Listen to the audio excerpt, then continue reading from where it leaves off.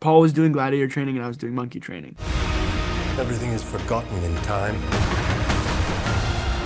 Empires fall, so do emperors. This is war! Real war! Hi, Fred. I'm Nikki. I'm with Regal. Hi, Nikki. Nice to see you. How's it going? I just saw the movie the other day. Loved it. It was so exhilarating and fun. And I wanted to ask you, why do you love playing a villain? Honestly, everyone I play, I think you're looking for contradictions. You're looking for their fullness as a person. And I've yet to meet or know anybody that isn't complex and surprising. So when someone sort of serves as a villain in the story, I think there's a lot of avenues there to understand someone. I think these characters in particular, Carcella and Gaeta, are, they're delicious. They're like delightfully rotten in a lot of ways, but I also think they're complicated. I find that really fun and really interesting. Because we are a theater, I was wondering if we could do a little game really quickly, rapid fire, thumbs up or thumbs down, consult the gods if you need to, just some movie-going opinions. So first one, extra butter. Generally thumbs up. It Thumbs up. sometimes depends, the state of, but generally thumbs up, yeah. Mixing candy in the popcorn. Big thumbs up, 2 thumbs up. Going I to like hot popcorn and M&Ms in the popcorn, so then it melts. That I'm obsessed with. That's the good stuff. Going to the movies by yourself. Oh, also 2 thumbs up. I think that's an incredibly beautiful experience. Wearing pajamas to the theater. I've never done that, but I will have to try that really soon now. So an expectant thumbs up. Bathroom break during the third act. It's an unfortunate thumbs down, but sometimes it is what it is and you have to. And then finally, in honor of Dundas, monkeys in the theater. Sure, thumbs up. Yeah, I was gonna ask, what was it like working with Dundas? A real pleasure. The monkey actress that plays Dundas is named Sherry, and this is actually her first film. But I hope she will do more now because I think you can tell she's a real star. And we spent a few weeks training together. Paul was doing gladiator training and I was doing monkey training. And you get close. You learn how to be comfortable with one another. Do these exercises. I would give her food, that kind of thing. And then finally, last question: why do audiences need to see this film in theaters? Because it's made for the big screen. This is a movie that is a truly amazing cinematic experience. So it's sound at the highest volume, the largest screen you can find. Like this is the kind of movie that you go to opening weekend with your friends and family. You like set off the evening to have a real event. I think Ridley makes cinema. He makes cinema that's for the big screen, that's meant to be experienced with lots and lots of people. Thank you so much for your time today. Thanks for your hot tip on pajamas to the movie theater. I will actually try this. Lucius, take your father's strength. His name was Maximus, and I see him in you.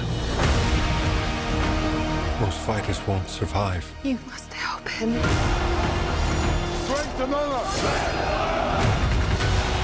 I don't fight for power. I fight the free road for men like them.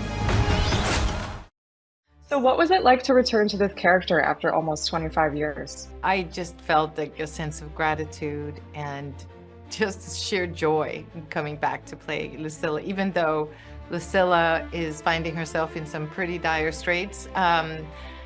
It just was magic. It was kind of magic to come back. Why do you need to see this movie inside a theater? This film is one of the few films being done at all anymore that is at this scale. It makes absolutely no sense to see a movie like this on a smaller screen. I don't care how big your home theater is. It cannot measure itself to the experience of sitting in a movie theater and sharing this experience with your community members and experiencing the physical sort of like impression of the many, many, many layered and nuanced and textured sort of environment that Ridley Scott creates when he makes movies. It's like you can almost smell the incense when you're watching this film, and you have to almost be bathed in the soundscape that they have created, which is literally set up to have the maximum impact for you. That too, I don't care how good your system is at home, there's just no system that is better than at the movie theater at giving you that.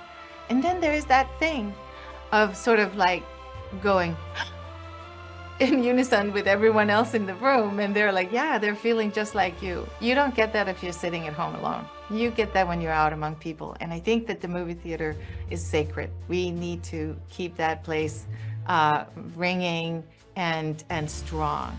Yeah, I thought the movie was absolutely exhilarating. Honestly, it ended and I was like, run it back, play it again. Yes. So much fun.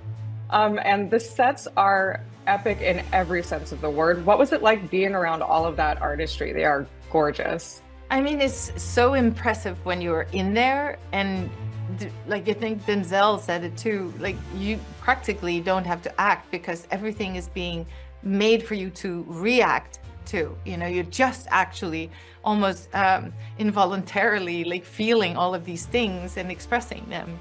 And the scale of it is so crazy. It's this giant machine that Ridley sort of is this expert conductor of this giant orchestra of artisans, of artists, of technicians, of, I don't know, of all kinds of people, and it shows. I think there's a lot that could be said about the relationship between the fighters and the emperors and that kind of animalistic instinct. But I wanted to ask you about your gorgeous, gorgeous dogs. What do you think that those meant for your character, and what was it like working with them? They were super, super sweet, super well trained, really gorgeous. I think, like, you know, your relationship to your pet means a lot. But I also think that this time, because of the technology that Ridley now has access to, he is able to do things that he would not have been able to do 25 years ago. And so now he's able to do scenes with, in water, like with boats. He's able to do things with rhinos, with baboons that you would not have been able to do 25 years ago. And now he's able to create like images that are seamless, like completely seamless. The technology just has advanced that far. The odds are against you. The odds are always against me.